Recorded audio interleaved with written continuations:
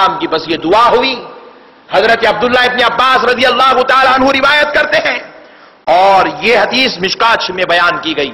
حضرت عبداللہ ابن عمر بیان کرتے میں نے ایک رات خواب میں دیکھا ایک عورت تھی, پورے گھنونے بان والے اس کے بال بکھرے ہوئے تھے اور کالا لباس پہنی ہوئی کالی عورت تھی اور انتہائی بدصورت بدداغ بدنما تھی.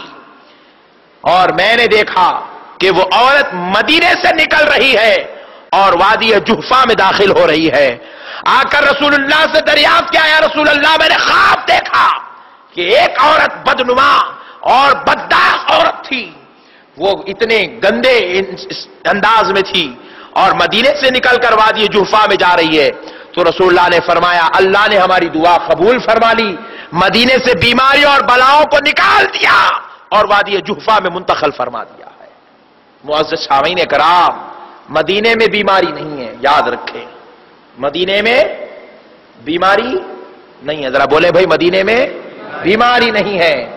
مدینہ تو مرکز شفا ہے, مدینہ مرکز شفا ہے, مدینہ رحمت کا مرکز ہے, مدینہ عظمت کا مرکز ہے, مدینہ مصیبتوں کے حل ہونے کا مرکز ہے, مدینہ بلاؤں کے رد ہونے کا مرکز ہے, مدینہ مسلمانوں کے لیے پریشانی رنج علم آفات بلیات کے ٹل جانے کا مرکز ہے. جو کوئی مصیبت زدہ ہوتا ہے وہ مدینے میں چلا جاتا ہے, اللہ اس کی مصیبت کو دور فرما دیتا ہے. اور فرمایا گیا اگر کوئی شخص کسی کے ظلم کا شکار ہو جائے وہ مدینے میں آ جائے تو اس کو امن نصیب ہو جاتا ہے, ظلم و زیادتی اس سے ختم کر دی جاتی ہے. ایک بات یہاں پر عرض کر دوں گا معزز سامعین کرام, دیکھیے حضور نبی کریم صلی اللہ تعالی علیہ وسلم سے پہلے مدینہ منورہ بیماریوں کا مرکز تھا, وہاں کا پانی کڑوا تھا, وہاں کی زمین بنجر تھی. آقا علیہ الصلوۃ والسلام نے جیسے ہی مدینہ اقدس میں قدم رکھ دیا وہاں سے بیماریاں اٹھا لی گئی, وہاں کا پانی میٹھا ہو گیا اور مدینہ پاک میں اللہ تبارک و تعالی وہاں کی زمین جو بنجر تھی اللہ نے اس کو کھیتی کے لائق بنا دیا اور فرمایا کہ اس کے بعد اب اسے کوئی یثرب نہیں کہے گا, ہم یہاں رہتے ہیں اسے اب صبح مدینہ کہہ کر یاد کریں گے. آقا علیہ السلام کی برکت سے وہاں پر مدینہ بن گیا, وہ پہلے یثرب تھا. پھر اب دیکھیں فرمایا گیا پہلے دار الوبا تھا, یثرب پہلے دار الوبا تھا, اب دار الشفا مدینہ بن گیا.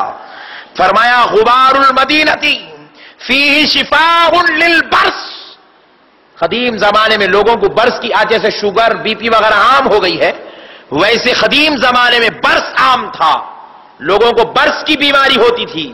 فرمایا گیا کہ مدینے کی غبار میں برس کی بیماری والوں کو شفا عطا کی جا رہی ہے.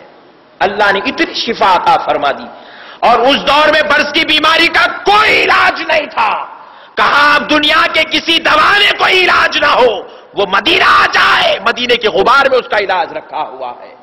آج بھی مدینے کی ہواؤں میں وہاں مدینے کی غبار میں شفا ہے, برکتیں ہیں. ایک اپنی بات نہیں بلکہ اپنے بزرگوں کی ایک بات عرض کر رہا ہوں, قربان جائیں حضرت علامہ مفتی احمد یار خان نعیمی صاحب قبلہ رحمت اللہ علیہ. یہ وہ بزرگ ہیں جنہوں نے اعلی حضرت امام احمد رضا خان فاضل بریلوی رحمت اللہ علیہ کی کتاب قرآن شریف کا ترجمہ کنز ایمان کی تفسیر لکھی ہے. حضرت امام مفتی احمد یار خان نعیمی صاحب قبلہ رحمت اللہ علیہ دوران حج تھے, عرفات سے جانے سے چند دن قبل, چند روز قبل آپ کا پیر پھسلا اور آپ گر پڑے, جس کی وجہ سے آپ کی پیر کی ہڈی ٹوٹ گئی تھی, پیر کی ہڈی ٹوٹ گئی تھی. معزز سامعین کرام, پھر اس کے بعد ڈاکٹروں کے پاس آپ کو لے جایا گیا مکہ مکرمہ میں, تو بتلایا گیا کہ آپ کو مکمل طور پر آرام دیا جائے, دواخانے میں شریک کر دیا جائے اور آپ کو عرفات کے میدان میں جانے یا وہاں کے سفر کرنے سے روکا جائے.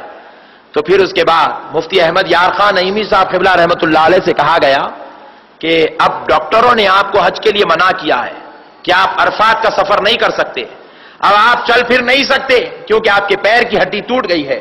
مفتی احمد یار خان نعیمی صاحب قبلہ نے کہا ہمیں بیماری کا علاج کا سبق سکھا رہے ہو؟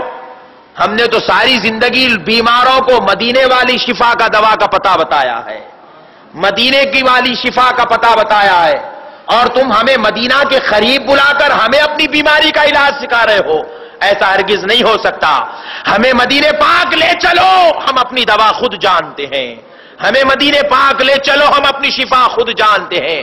مفتی احمد یار خان نعیمی صاحب قبلہ کی خواہش پر آپ کو مکہ مکرمہ سے اٹھا کر مدینے تک کی بال آیا گیا، اور اس کے بعد جب آپ کو سرکار اقدس صلی اللہ علیہ وسلم کی جالی مبارکہ کے سامنے کھڑا کیا گیا، آپ ٹھہر نہیں سک رہے تھے، تو ایک دیوار کا ٹیک لگا کر آپ سرکار کے دربار میں کھڑے، فرماتے ہیں آخری سانس تک مفتی احمد یار خان نعیمی صاحب نے اپنی ٹوٹی ہوئی ہڈی کا علاج نہیں کرایا، نہ وہ ہڈی جڑائی گئی، نہ کوئی دوا کھلائی گئی۔ آخری سانس تک مدینے پاک سرکار کے روضے اقدس جالی سے جو فیضان ملا، اسی فیضان سے ٹوٹی ہڈی سے زندگی گزارے، نہ کبھی درد ہوا، نہ کبھی دوا کی ضرورت محسوس ہوئی۔ اللہ نے ویسی شفا عطا فرمائی تھی، نہ کبھی درد ہوا، نہ کبھی دوا ہوئی، بس اسی ٹوٹی ہڈی سے کام لیتے رہے، اسی ٹوٹی ہڈی سے زندگی بسر کر دیے۔ وہ عاشقوں کو معلوم تھا کہ دنیا والے ہڈی جوڑ کر چلاتے ہیں، اور مدینے والا چاہا تو ٹوٹی ہوئی ہڈی سے چلانا جانتا ہے۔ مدینے میں اللہ نے وہ شفا رکھی ہے کہ آج بھی مریضوں کو وہاں شفا ملتی ہے۔ معزز سامعین کرام، نہ ہو آرام جس بیماری کو سارے زمانے سے، فرماتے ہیں نہ ہو آرام جس بیماری کو سارے زمانے سے، اٹھا لے جا تھوڑی خاک ان کے آستانے سے، اٹھا لے جا تھوڑی خاک ان کے آستانے سے۔ وہ دن خدا کرے کہ مدینے کو جائیں ہم، وہ دن خدا کرے کہ مدینے کو جائیں ہم، خاک درے رسول کا سرما بنائے ہم۔ معزز سامعین کرام، قربان جائیں، اللہ رب العزت نے مدینے پاک کی مکی میں شفا رکھی ہے، اور اب جو شخص مدینے پاک گیا ہے، آپ ان سے اتنا ضرور کہہ دیجئے گا کہ وہ ہماری بیماری کی شفا کے لیے مدینے پاک میں دعا کر دیں، ہماری بلاؤں کے رد کے لیے مدینے میں دعا کر دیں، ہماری مصیبتوں کے حل کے لیے مدینے میں دعا کر دیں۔ قسم رب ذوالجلال کی، وہ زائر مدینہ ہمارے درمیان آنے سے قبل ہماری مصیبتیں بھی ختم ہو جائیں گی، ہماری پریشانیاں بھی ختم ہو جائیں گی، ہمارے رنج و علم بھی ختم ہو جائیں گے۔ ہم تو نہیں جا سکے، لیکن ہماری دعا تو مدینہ پہنچ چکی ہے، ہمارا سلام تو مدینہ پہنچ چکا ہے، ہماری گزارشات تو مدینہ پہنچ چکی ہے۔ سرکار مدینہ کا صدقہ ہم پر ضرور ہو جائے گا۔